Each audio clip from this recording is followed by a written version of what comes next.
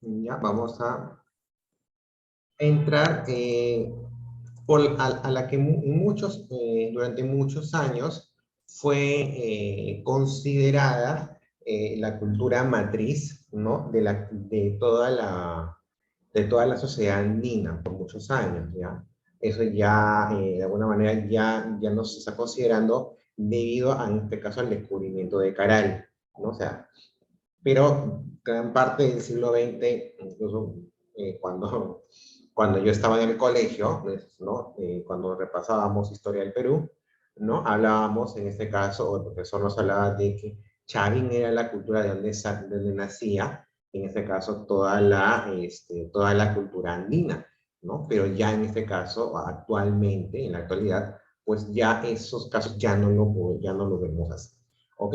Entonces, en este caso, pero igual, no deja, a pesar de que ya no es la cultura matriz, pero de todas maneras no deja de ser importante en el desarrollo de toda la sociedad andina, el poder, en este caso, conocer una de las primeras grandes culturas que fue la cultura chavina.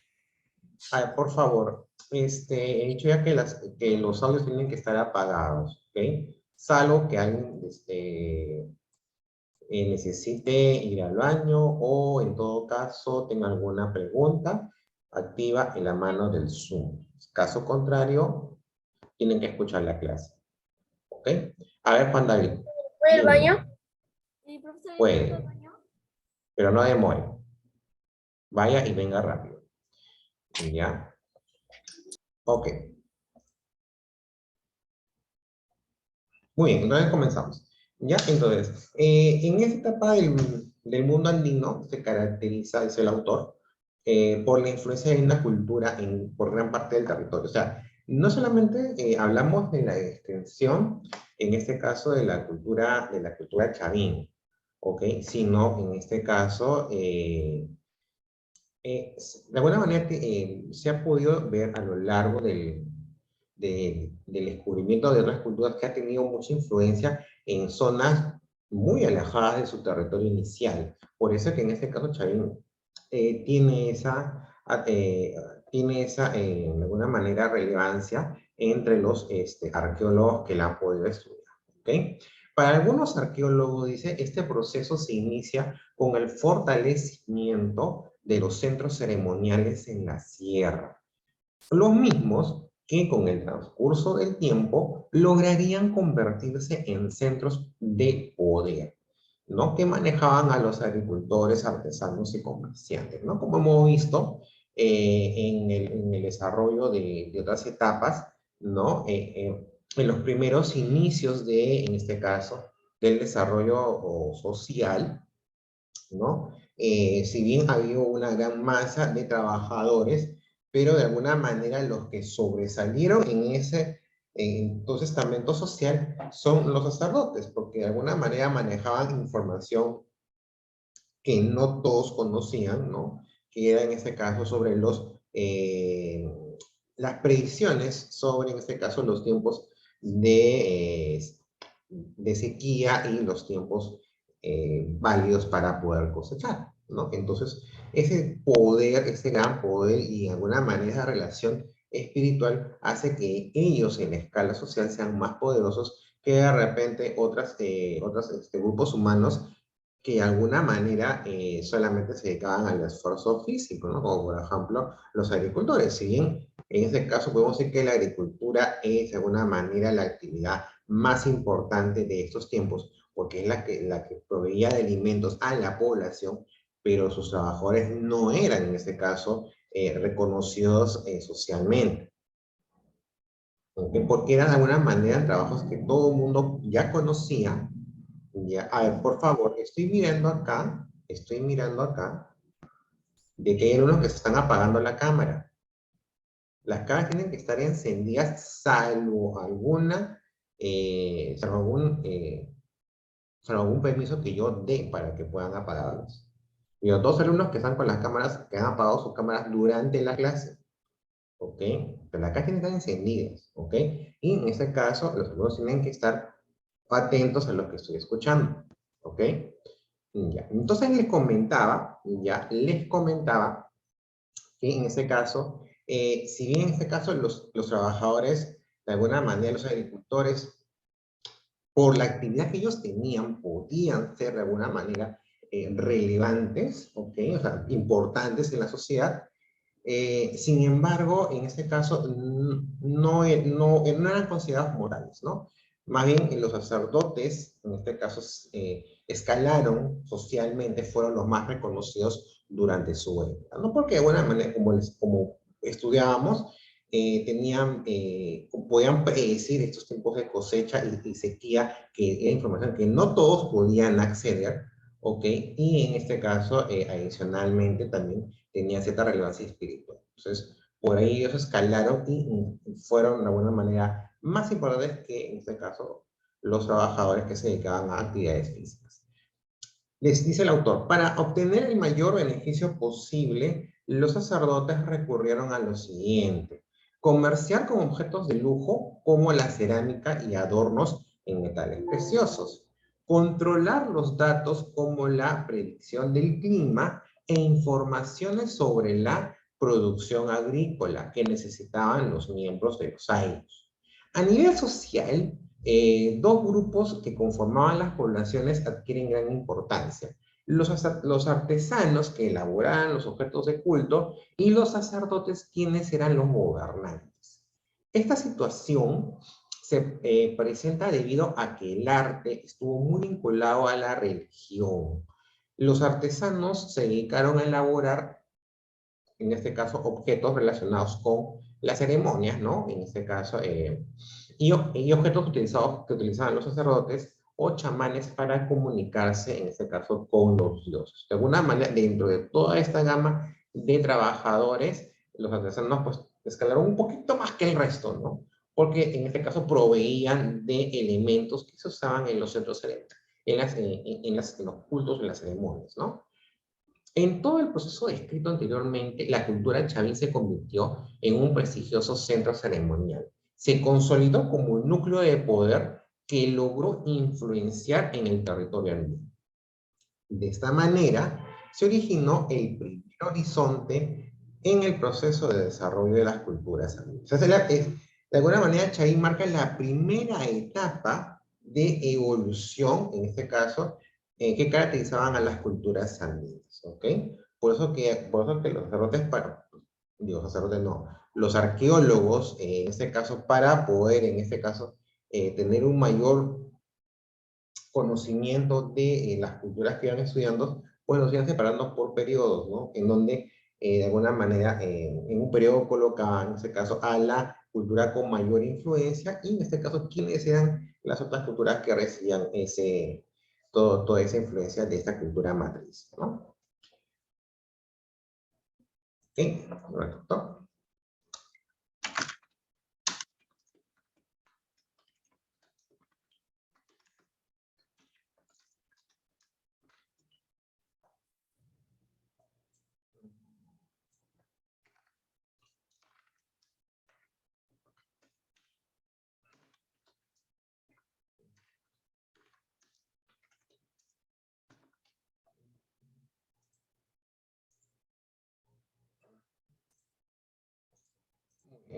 El origen, en este caso, de Chavín, ¿ok?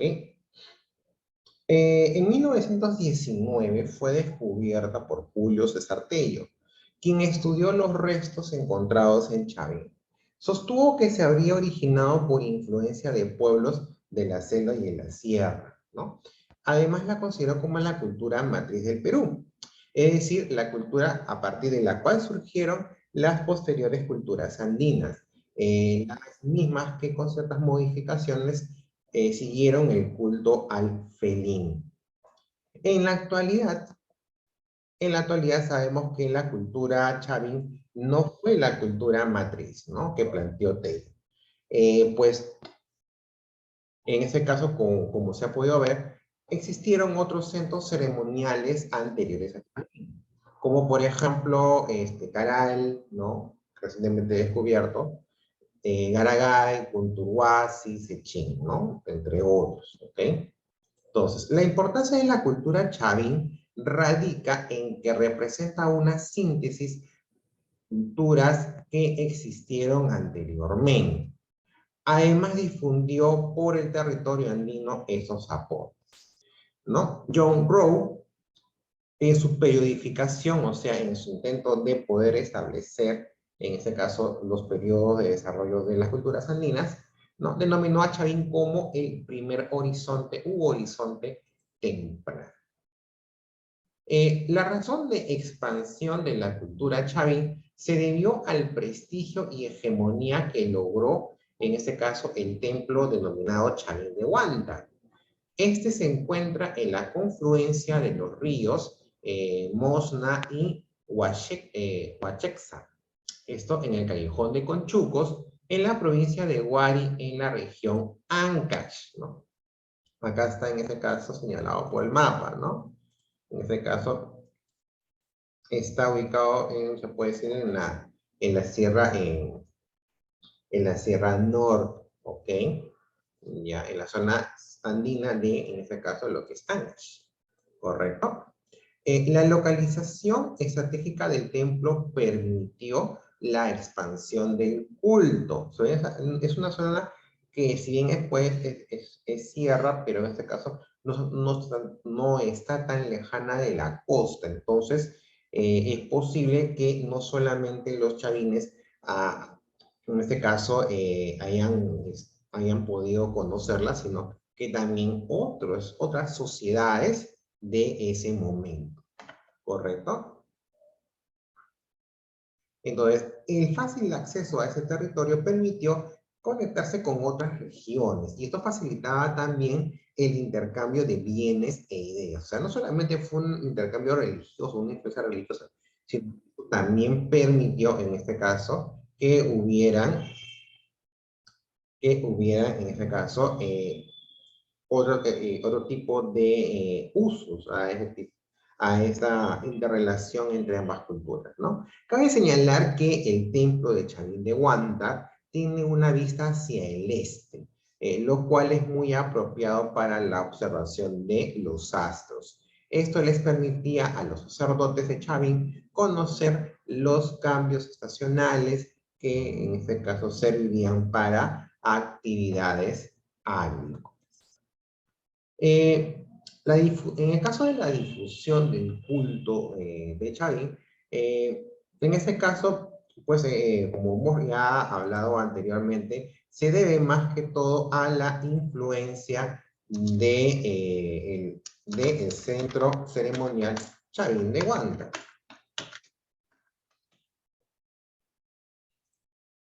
¿no? Que permitió en este caso la existencia de un Estado teocrático, ¿correcto? Que tuvo una gran influencia religiosa en el territorio andino. Esta difusión religiosa la lograron atrayendo al templo de Chavín a los peregrinos, ¿ya? De las diversas regiones. En los lugares de procedencia de estos peregrinos, las características culturales de Chavín eran mezcladas por la artesanía local, al incluir elementos como dientes y colmillos que sobresalen, ojos excéntricos y cabezas de serpiente. Las características de la religión Chavín alcanzaron influencia por el norte hasta Lambayeque y Cajamarca, por el sur hasta Ica y Ayacucho. Algunos sostienen que se difundieron también hasta Ecuador y, en este caso, hasta Bolivia. La influencia religiosa por el control del poder que ejercían los sacerdotes basado en un conocimiento astronómico y todo el aparato religioso psicoterrorífico que utilizarían con los peregrinos. Para eso utilizaron las manifestaciones religiosas, como también eso se va a estudiar posteriormente. En este caso, o sea, ¿cómo los arqueólogos pueden sostener en ese caso que hubo una influencia de Chavín hacia otras regiones? Por las características de sus elementos religiosos, ¿ya? En este caso, podemos definir a la cultura Chavín, en este caso, como en donde hay una representación del felino. Entonces, en otras culturas que en este caso, que comenzaron, que se expandieron en el mismo periodo chavín, se pueden observar en sus elementos religiosos, en este caso, elementos de la religión chavín. Por eso que los arqueólogos, de alguna manera, entienden de que hubo una expansión, una influencia. O sea, ¿qué quiere decir? Que estos peregrinos que llegaron a Chavín, ¿no? Que presenciaron en este caso la actividad religiosa de Chavín, cuando se iban a sus sociedades, replicaban, o en todo caso, en sus centros ceremoniales, habían características de la cultura chavín. Por eso es que se puede de alguna manera concluir de que esta expansión no solamente fue en el centro chavín, sino también en la costa norte, hasta, en este caso, la Bahía de Cajamarca, ¿no? O sea, es un territorio, o sea, es una distancia amplia de expansión. También en este caso al sur, en Inca, ¿no? Pero también hay otros arqueólogos que dicen que también hubo en ese caso influencias en áreas como el Ecuador y Bolivia. Cosa que en este caso no sorprendería, ¿no? No sorprendería. Ya que en este caso, estas características de la religiosidad de la cultura chavín, en este caso no solamente quedan con ellos, sino que también al, en ese caso, expandirse y esos peregrinos asumir características de Chavín, es probable que también en sus periodos, en los periodos que duraron sus sociedades, pudieran también replicar estas características. Entonces se mantuvo a pesar, en ese caso, de que ya la cultura Chavín haya caído en una decadencia. ¿Ok? Ahora vemos en este caso, ¿por qué el felino toma, en este caso, por qué el felino tiene una particularidad, o en este caso, en las características religiosas de Chavín? El tema central de la iconografía, o sea, de las figuras de la época Chavín, es una representación compleja, o sea, un poco difícil de entender, que tiene elementos de felino, como los colmillos, las garras o las manchas. De otro lado, los dioses de la época incaica eran el dios Sol, ¿no? Que constituía su dios tribal, y el dios Viracocha, al que identificaban como el dios creador. De estos dos, el primero, o sea, el dios Sol, fue introducido por los incas y hasta hoy no conocemos sus antecedentes. O sea, no hay alguien que, o sea, no, o sea, a lo que refiere el autor es que solamente tenemos al dios Sol, pero no hay un antecedente de quién de quién pudo haber tomado, en este caso, los incas, o de quienes pudieron haber tomado esta representación para elegir al dios Sol como dios principal. Sin embargo, el Viracocha no es propio de los incas, sino que pareciera haber sido más bien heredado de una época prehispánica. Según estudios etnográficos, o sea, la etnografía, ya, si alguno de repente va a estudiar ciencias sociales, ya, lo va a escuchar, ya, es el estudio de las costumbres y las tradiciones de un pueblo, ya. Entonces, estos estudios etnográficos recientes entre campesinos de la sierra del Andes Central, existe la creencia de una fuerza espiritual que proviene del interior de la tierra y que les promete fertilidad, tanto de los productos agrícolas como del ganado. Esta creencia ha sido heredada de sus abuelos y todavía se mantiene, a pesar de las exigencias de la religión católica, después de la conquista española.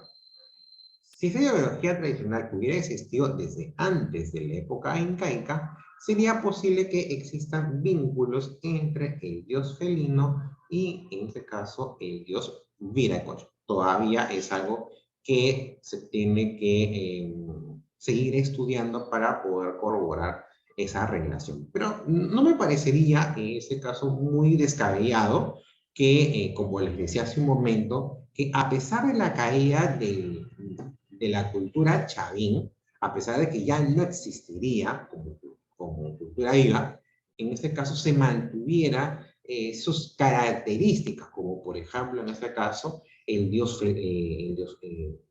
este caso la abundante representación del felino, ¿no? En sus ceremonias religiosas, como le digo, ¿no? Si de alguna manera vemos, o sea, entendemos de que fue una cultura que estuvo abierta a recibir habitantes de otras sociedades, entonces es posible que ellos hayan replicado, como también eso se conoce, lo hayan replicado en sus propias sociedades y eso mismo, en este caso, haya sido tomado como base para, en este caso, representaciones de los dioses incas. Porque en este caso una cultura puede morir, pero en este caso sus influencias todavía siguen vigentes. Como en este caso hay estudios que refieren que hayan podido llegar a Ecuador y hasta Bolivia, y son territorios extensos, ¿ya? Entonces no sería nada descabellado que hubiera una relación entre estos dioses felinos de Chavín con, en este caso, el dios Viracocha, que pudieron recoger los incas, ¿no? Entonces, de alguna manera, lo que podemos sacar como conclusión, ¿ya? En este tiempo que nos queda. Primero, la cultura de Chavín se puede decir, de las más importantes para el desarrollo de las sociedades andinas. Cuando, en este caso, Julio César Tello la descubrió, ya se pensaba de que era la cultura matriz, era la cultura por el cual, en este caso, originaba o daba pie al resto de las culturas andinas. Pero ya no es así, porque se han descubierto otros centros ceremoniales más antiguos que Chavín. Entonces ya esa idea de cultura matriz ya no puede ser, pero tampoco podemos relegar y decir y tomarla como una cultura de segundo plano. No, Chavín tiene su importancia. ¿Ya? Podemos decir que es como que la primera cultura con mayor expansión de la sociedad andina, en este caso antes incluso de la cultura wari. ¿Okay? De Caral, por ejemplo, todavía no se descubre si hubo una expansión mayor que en este caso que la que había. Todavía no hay esa característica. Entonces podemos entender de que Caral, como otros actos ceremoniales, tenía en este caso un radio de influencia mucho menor. Pero de Chavín sí tenemos certeza que en ese caso fue una cultura que logró una gran expansión en su momento. ¿Ok? Entonces, no podemos soslayar en este caso a Chavín dentro del desarrollo, en este caso, de las culturas andinas. ¿Ok? Entonces, por eso es que aún todavía se mantiene vigente en que, ¿no? En denominar a Chavín como el primer horizonte, la primera gran cultura en este caso, de las sociedades andinas, ¿no? Ubicada, en este caso, en Andes, ¿ok? En la confluencia de los ríos Mosna y Huachex, ¿ok?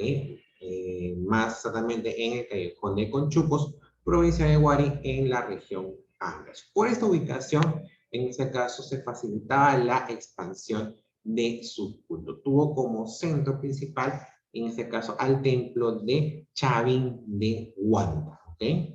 Que tenía una vista hacia el este, ¿ok? O sea, hacia este lado.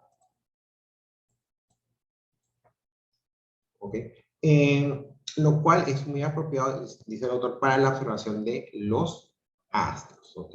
Y de alguna manera se ha descubierto de que es una cultura que logró una máxima expansión debido a que características de sus ceremonias religiosas se pudieron descubrir en otras sociedades. Lo más probable es que los peregrinos que llegaban hacia su templo, en este caso, pudieran replicar en sus propias sociedades. Además, en este caso de una expansión religiosa, también se aprovechó para el intercambio con estos peregrinos de bienes y en este caso, ideas, ¿correcto? Eso es lo que podemos entender un poquito de la cultura chavín. Y después vamos a ir repasando más todavía, porque esta es una primera parte de las características de Chavín, pero en este caso hay mucha más información, sobre todo en este caso las manifestaciones políticas, sociales y culturales, que es lo que vamos a estudiar en la siguiente sesión. ¿Ok? Y de ahí vamos a seguir con otras sociedades que fueron, que nacieron en el periodo de Chávez. ¿Ok?